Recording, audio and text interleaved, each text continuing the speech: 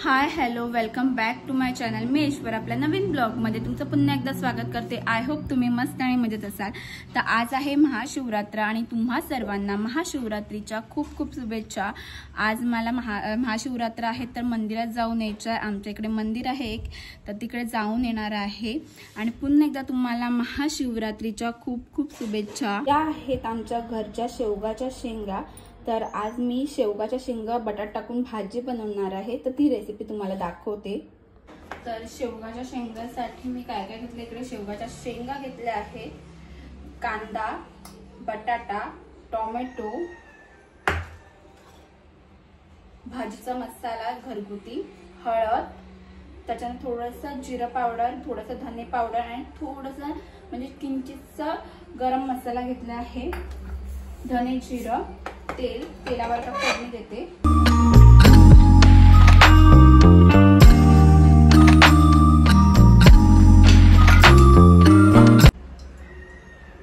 तेल गरम झाले आहे तर पहिले आपण जिरं घालून घेऊया।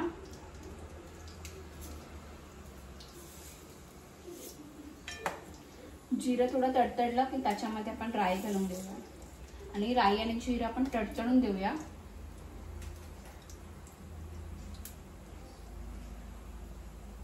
थोडंसं नावाला हिंग,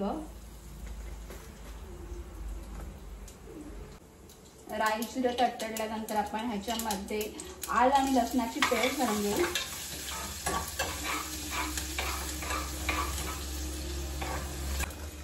लसूण मस्त सोनेरी झाला आहे, आता कांदा घालू आपण त्याच्यामध्ये।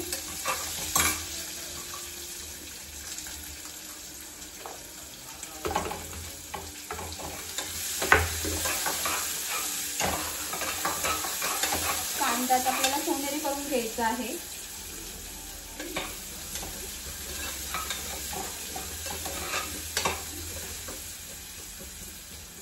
आपला कांदा शिजलेपर्यंत मी पनीर भुर्जी सुद्धा बनवणार आहे, तर त्यासाठी टोमॅटो आणि कांदा कापून घेते।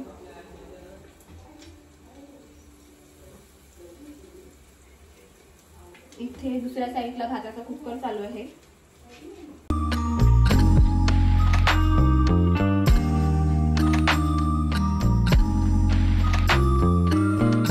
आता ह्याच्यामध्ये आपण मसाले घालून घेणार आहे, जे मगाशी दाखवले होते ते सगळे।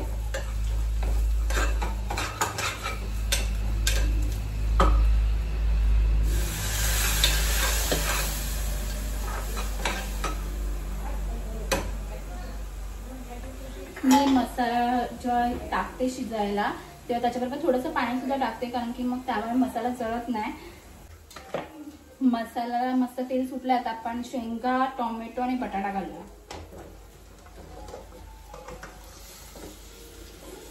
आणि जितका रस्सा पाहिजे तितका पाणी,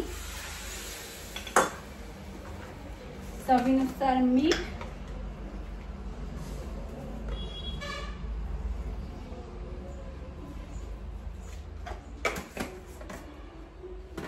आता आपण हे सगळं मिक्स करून घेऊया।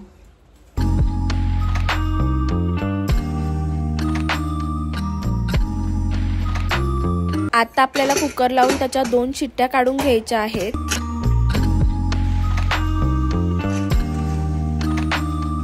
आता 2 शिट्ट्या काढून झाल्या आहेत आणि आपल्या इकडे बटाटा आणि शेंगाची जी भाजी आहे ती तयार झाली आहे।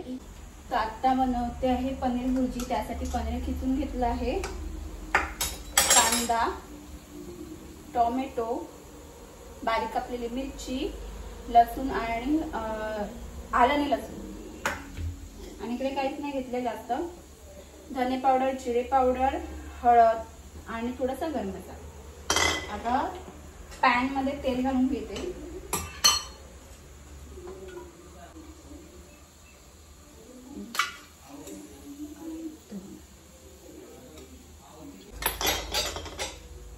तेल गरम झाल्यानंतर त्याच्यामध्ये आलं लसूणची पेस्ट,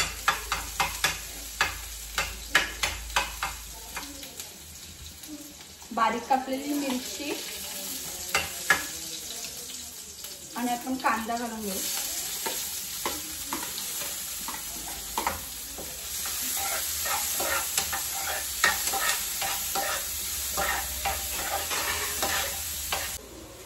कांदा थोडा शिजल्यानंतर आपण ह्याच्यामध्ये टोमॅटो सुद्धा घालून शिजवून घेऊया।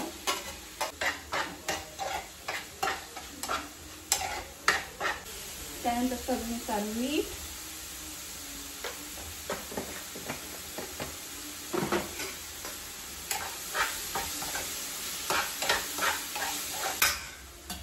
आता आपण जे मगाशी मसाले घेतले होते ते ह्याच्यामध्ये घालून घेऊ.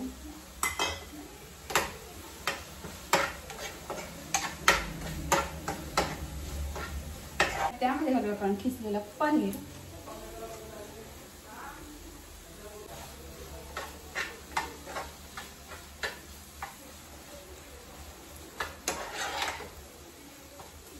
पाच मिनिटं शिजलं की आपली पनीरची भुर्जी तयार आहे.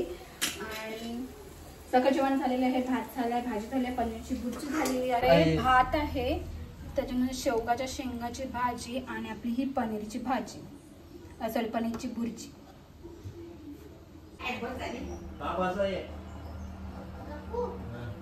संध्याकाळी आम्ही गेलो होतो अक्करपट्टीच्या शिव मंदिरामध्ये. या शिव मंदिराच्या समोर एक दीपस्तंभ असून प्रशस्त अशी जागा आहे. मंदिराच्या प्रवेशद्वाराच्या दोन्ही साईडला आपल्याला सिंह बघायला मिळतात. तसंच मंदिरामध्ये आत गेल्यानंतर आपल्याला दोन्ही साईडला तुळशी वृंदावन बघायला मिळते. पिंडीच्या समोर आपल्याला कासवाची आणि नंदी महाराजांची मूर्ती बघायला मिळते आणि आपल्याला गाभाऱ्यामध्ये सुंदर अशी शिवपिंड बघायला मिळते. या शिव मंदिराच्या बाजूला अक्करपट्टीच्या ग्रामदेवतेचं सुद्धा मंदिर आहे.